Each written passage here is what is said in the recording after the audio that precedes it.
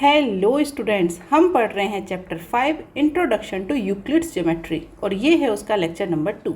अगर आपने अभी तक इसका प्रीवियस लेक्चर 1 नहीं देखा है तो कोई बात नहीं, पूरा लेक्चर आपको समझ में आएगा। और प्रीवियस लेक्चर देखने के लिए आपको आई बटन में लिंक मिल जाएगी और वीडियो के एंड में पूरी प्लेलिस्ट। तो चलिए स्टार्ट करते हैं लेक्चर को। लेक्चर 1 में हमने यूक्लिड्स के जो पोस्टुलेट्स होते हैं उन्हें देखा था। अब हम यहाँ पर एक्सियम्स की बात करेंगे। यूक्लिड ने टोटल 7 एक्सियम्स दिए थे, उन्हें 1 बाय 1 हम देखेंगे और ऐसा क्यों कहा गया है उसके बारे में भी मैं आपको यहाँ पर बताऊंगी। ठीक है, तो अगर हम स्टार्ट करते हैं एक्सियम 1 से, तो यहाँ पर कहा गया है things which are equal to the same thing are equal to one another. इसका मतलब ये है कि अगर मैं ये कहूँ A is equal to B, ठीक है, दूसरे सेंटेंस में मैं ये कहूँ B is equal to C। अब यहाँ पर मैंने क्या लिखा, तो देखिए things which are equal to the same thing. तो अगर मैं यहाँ पर देखूँ तो ये जो B है ये एक बार A के इक्वल है और ये जो B है ये एक बार C के इक्वल है। और मॉडिफाई करके आप इसे ऐसे लिख लीजिए A is equal to B और C is equal to B। ठीक है, तो यहाँ पर ये जो A है ये B के भी इक्वल है, ये जो C है ये भी B के इक्वल है। तो अब आप इसे लिख सकते हैं ना कि A is equal to C।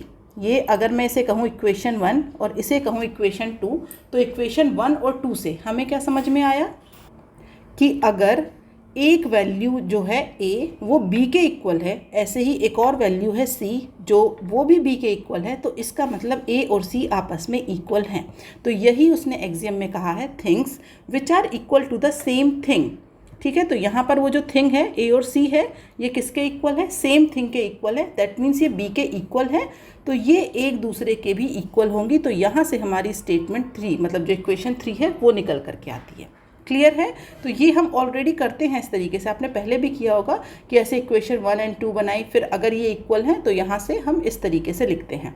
Clear है, अब हम आते हैं सेकेंड एक्सियम पर। यहाँ पर लिखा है if equals are added to equals the wholes are equal. ठीक है, मतलब अगर मैं यहाँ पर लिखूँ A is equal to B, ठीक है, फिर मैंने लिखा C is equal to D। अब A B के इक्वल है और C D के इक्वल है। अब मैं इन्हें ऐड कर दूँ, तो जब मैं इन्हें ऐड करूँगी तो A plus C is equal to B plus D हो जाएगा। इफ़, तो यहाँ पर इस एक्सियम में क्या लिखा हुआ है, if equals are added to equals, मतलब A और B इक्वल हैं। इसके बाद हमने देखा C और D इक्वल हैं, तो A और B are equal and C and D are equal. If equals are added to equals, तो ये हमने यहाँ पर इन दोनों को ऐड किया और यहाँ पर इन दोनों को ऐड किया, तो जो हमें होल मिला है इनका, मतलब जो कंप्लीट सेट मिला है, that means A plus C और ये जो B प्लस D है ये भी क्या होंगे, इक्वल। ठीक है, तो यहाँ पर ये वाली जो स्टेटमेंट है ये भी हम यहाँ पर देख रहे हैं कि ट्रू है। अब हम आते हैं थर्ड स्टेटमेंट पे। यहाँ पर कहा गया है if equals are subtracted from equals the remainders are equal. तो एक फिर से वही बात हुई, आप यहाँ पर लिख सकते हैं कि अगर मैंने लिखा A is equal to B and C is equal to D, अब इन्हें सब्ट्रैक्ट कर दीजिए। That means A minus C is equal to B minus D। तो यहाँ पर बस ये कहा गया है कि ये जो A माइनस C है कुछ रिमाइंडर मान लिया, दैट मीन्स ये इक्वल है R के। मतलब A में से जब हमने C को सब्ट्रैक्ट किया तो कुछ बचा होगा, तो वो रिमाइंडर है, तो वो हमने मान लिया R। ऐसे ही B माइनस D को जब हमने सब्ट्रैक्ट किया तो इसे भी सब्ट्रैक्ट करने पर कुछ बचेगा, दैट मीन्स वो भी हमने क्या मान लिया, R। तो ये जो रिमाइंडर है ये क्या है, इक्वल। आप इसे ऐसे समझ सकते हैं, मैंने लिखा 5 इज़ इक्वल टू 5, ये ट्रू है, दैट मीन्स A की वैल्यू ये हो गई और B की वैल्यू ये हो गई। फिर मैंने लिखा यहाँ पर 2 इज़ इक्वल टू 2, ये हमारी C की वैल्यू है और ये D की वैल्यू है, इन्हें कर दीजिए सब्ट्रैक्ट, तो क्या मिलेगा, 3 इज़ इक्वल टू 3। तो ये जो 3 है ये मान लिया रिमाइंडर और देखिए 3 इज़ इक्वल टू 3 और ये ट्रू ही होगा। क्लियर है, नेक्स्ट एक्सियम पर चलते हैं। Things which coincide with one another are equal to one another. मतलब जैसे मैं ये कहूँ, मैंने ये ट्राइंगल ले लिया, ये एक ट्राइंगल मैंने यहाँ पर बनाया, अब एक और ट्राइंगल मैं बना रही हूँ, इस तरीके से एक और ट्राइंगल मैंने बनाया। अब ये जो दोनों ट्राइंगल हैं बिल्कुल सेम हैं, एकदम सेम, थोड़ा सा बनाने में हो गया होगा छोटे बड़े, बट ये माना कि बिल्कुल सेम है। जैसे मैं ये कहूँ ये है ABC और ये है CDE। ठीक है, यहाँ पर ये तीनों एंगल सेम हैं 60 डिग्री के। ओके, ये हैं सारे तीनों एंगल जो हैं ये हमारे 60 डिग्री के हैं। इसके बाद जो लेंथ है इनकी साइड की ये है 2 2 2, ये भी 2 2 2। अब अगर मैं ट्रायंगल ABC को उठा करके ट्रायंगल CDE के ऊपर रखूं, या इसका नाम चेंज कर लेते हैं, DEF कर लेते हैं। ठीक है, तो यहाँ पर इसका नाम मैंने कर लिया DEF। अब मैं ट्रायंगल ABC को उठा करके ट्रायंगल DEF के ऊपर रखूँगी तो ये बिल्कुल पूरे तरीके से छिप जाएगा ये दूसरा ट्रायंगल। और बिल्कुल मतलब ये जो AB है, अगर मैं बात करूँ जब मैं इसे ऊपर रखूँगी इसके, तो ये जो AB है ये यहाँ आएगा ना AB बिल्कुल इसके ऊपर, क्योंकि एंगल भी सेम है, लेंथ भी सेम है, तो ये जो AB लेंथ है ये बिल्कुल हमारी DE के ऊपर आएगी। क्लियर है? और जो हमारी FE लेंथ है उसके ऊपर क्या आ जाएगा, AC आ जाएगा। जो DE है उसके ऊपर क्या आ जाएगा, BC आ जाएगा। इस तरीके से मतलब ये दोनों एक दूसरे के बिल्कुल ऊपर। आप इसे ऐसे बना सकते हैं कि एक ट्रायंगल तो ये हो गया, और जब आप दूसरा ट्रायंगल रखेंगे तो वो बिल्कुल इसके इस तरीके से एकदम ऊपर आएगा। और ये क्यों आया, क्योंकि things which coincide with one another are equal to one another. जब एक के ऊपर दूसरा रख रहे हैं तो ये कोइंसाइड हो रहे हैं आपस में। क्यों हो रहे हैं, क्योंकि ये एक दूसरे के इक्वल है। अब अगर मैं एक दूसरा ट्रायंगल लेती इस तरीके से, ये छोटा सा ट्रायंगल, एंगल माना कि सारे 60 डिग्री है इसमें भी, ठीक है, लेकिन ये जो लेंथ है, साइड्स हैं, ये 1 है। अब मैं उसे उठा करके यहाँ रखती तो ये ट्रायंगल कैसे आता, इस तरीके से रख सकते थे आप, या फिर आप इसे इस तरीके से रख सकते थे, यहाँ पर उठा के ऐसे, ये भी रख सकते थे आप इसे। तो क्या अब ये एक दूसरे के ऊपर कोइंसाइड हो रहे हैं? कंप्लीटली नहीं हो रहे हैं।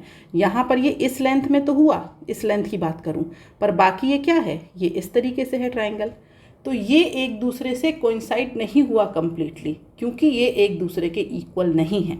लेकिन अगर हम ट्रायंगल ABC और ट्रायंगल DEF की बात करें तो ये एक दूसरे से पूरे तरीके से कोइंसाइड हो रहे हैं। क्यों? क्योंकि ये एक दूसरे के इक्वल हैं।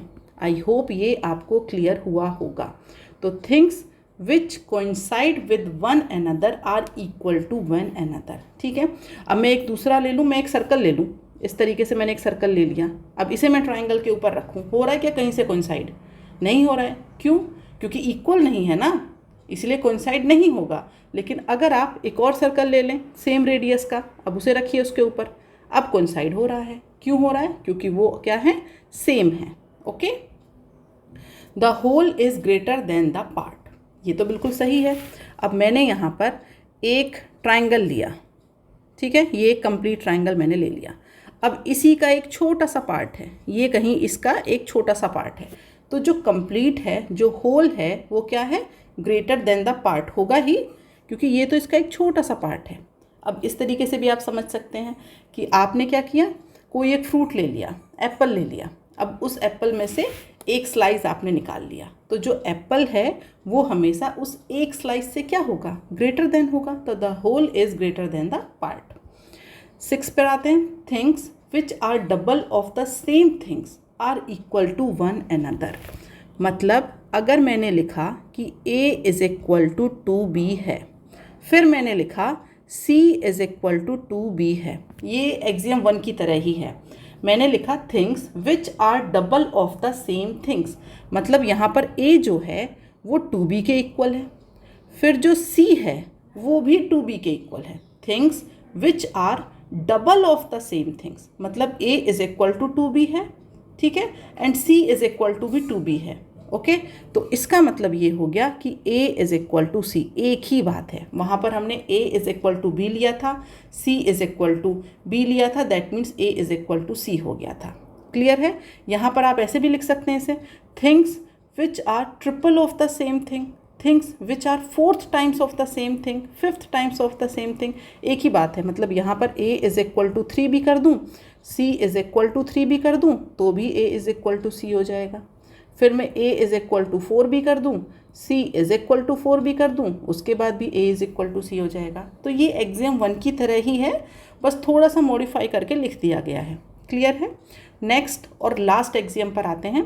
यहाँ पर लिखा है things which are halves of the same things are equal to one another. तो यहाँ पर भी वही बात है, अगर मैंने लिखा a is equal to b by 2, c is equal to b by 2, that means a is equal to c।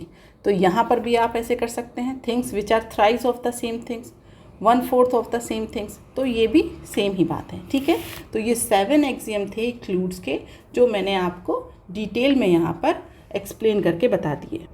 अब नेक्स्ट लेक्चर में जो इसके सॉल्व्ड एग्जाम्पल्स हैं यहाँ पर टॉपिक में 5.2 में, वो हम सॉल्व करेंगे, लेकिन नेक्स्ट क्लास में। वीडियो पसंद आया हो तो इसे लाइक करिएगा और अपने दोस्तों के साथ शेयर करिएगा।